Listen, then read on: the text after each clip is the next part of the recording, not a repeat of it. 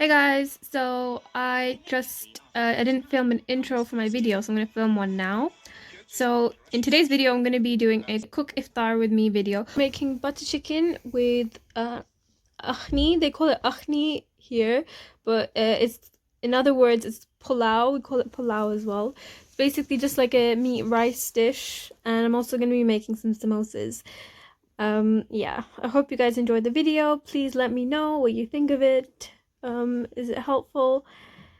And yeah, I filmed it all on my phone, by the way. I just couldn't be bothered with my camera, so I hope you guys don't mind. Let me know if you like it, give me a thumbs up, comment, and subscribe to my channel. So the first thing I did was I washed my rice and left it to soak for 2 hours. To make the akhni, I started by making the meat. The meat recipe is really simple. I just take everything and put it in a pot. Like literally everything. Meat, green chilies, garlic and ginger paste, onions, all of my spices. For my spices, I added equal amounts of all of the Asian spices we use: chili, turmeric, curry powder, coriander powder, zira powder. I then added about 3 tablespoons of oil, dry spices like dry cardamom, cinnamon, and bay leaf. I added a little bit of hot water, mixed it all up, and then left it to boil on high for about 5 minutes before turning the heat down on low and then simmering for 3 hours. Whilst that was simmering, I started on my butter chicken. Now for my butter chicken, I put about 3 tablespoons of oil in a pan, and then I added 5 roughly chopped cloves of garlic to the pan. I let the garlic brown so it looks a bit like this, and then I added 2 roughly chopped onions and 3 chopped green chilies as well. Then I added a teaspoon of salt and 1 chopped tomato. I covered this and I let everything soften for about 6-7 minutes until it was really soft and mushy. I went ahead and marinated 1 chopped baby chicken in some yogurt and a slice of lemon juice. I mixed it up with my hands and just let it sit for a while.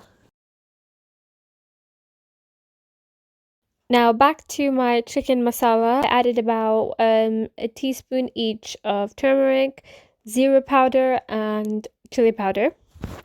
I added some water, covered it, and let that cook for about 5 minutes before getting my hand blender out and blitzing it all up until it was nice and smooth.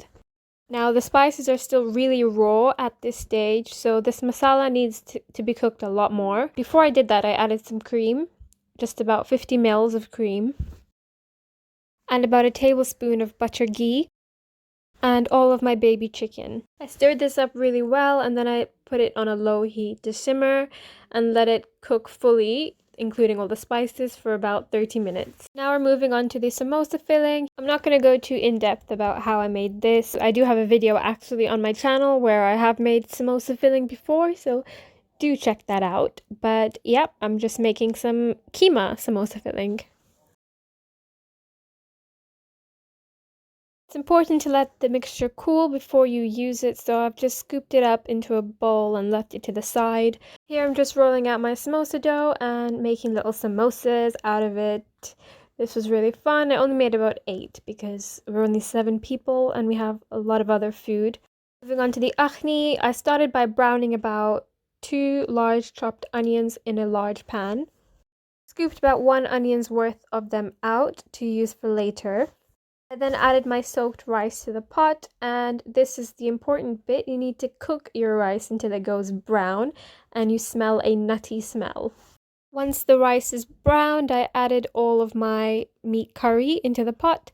Then I also added some water. You want to cover this and you want to let this cook until the rice is done. Once the rice is nice and cooked, you can add your onions on top. I just sprinkle them on top of the rice and then cover it to keep warm. I also went ahead and added some chopped coriander to my chicken and switched that off because it looked done. I'm just showing you guys my samosas. They look really good.